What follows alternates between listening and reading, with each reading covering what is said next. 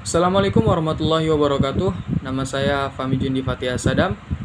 Saya dari jurusan Hukum Keluarga kelas C. Akan menjawab pertanyaan UTS mata kuliah Hukum Adat. Pertanyaan pertama adalah jelaskan perbedaan adat dan hukum adat dari segi sifatnya melalui sebuah contoh. Dari adat, masyarakat Minang memiliki adat dalam menyambut bulan suci Ramadan, yaitu mandi balimau. Bagi masyarakat yang tidak melaksanakannya, maka tidak ada sanksi bagi mereka yang tidak melaksanakan. Lalu dari hukum adat, masyarakat Minangkabau memiliki peraturan, yaitu tidak boleh menikah antar sesama suku. Apabila dilanggar, maka akan ada hukuman atau sanksi dari masyarakat adat setempat. Oleh karenanya, hukum adat memiliki sifat yaitu memaksa dan memberi sanksi apabila peraturan itu dilanggar. Pertanyaan kedua yaitu sebutkan 3 teori yang tentang keterkaitan antara hukum adat dan hukum agama. Yang pertama ada teori receptio in complexu, yaitu hukum adat secara utuh dan bulat mengikuti hukum agama. Contohnya masyarakat hukum adat di Aceh yang melarang laki-laki dan perempuan berduaan dalam satu ruangan. Lalu yang kedua ada teori resepsi, yaitu tidak selamanya hukum adat mengikuti hukum agama.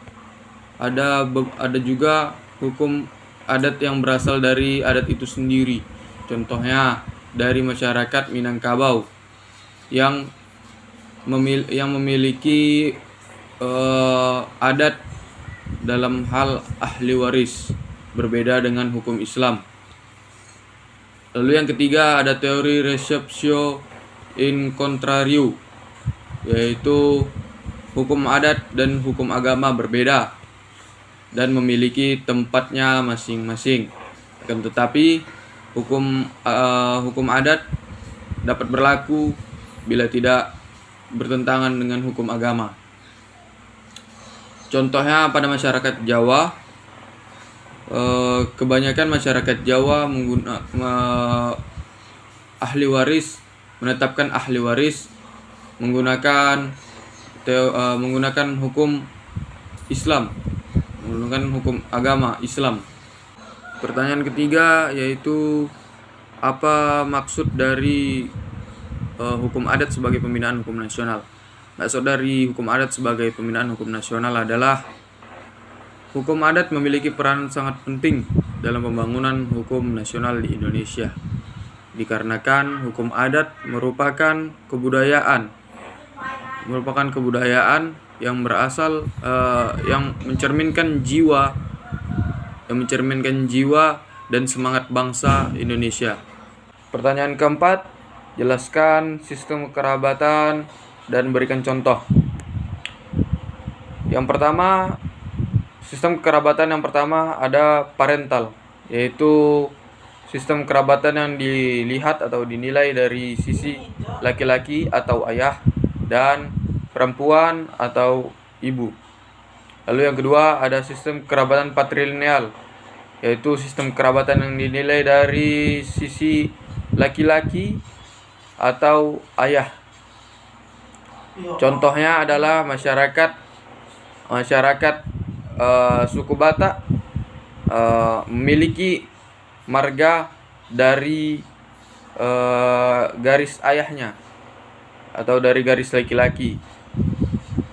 Lalu yang ketiga ada sistem kerabatan matrilineal, yaitu sistem kerabatan yang dilihat atau dinilai dari perempuan atau ibunya. Contohnya masyarakat Minang memiliki marga atau memiliki suku sesuai dengan marga atau suku dari perempuan, dari sisi perempuan atau ibunya.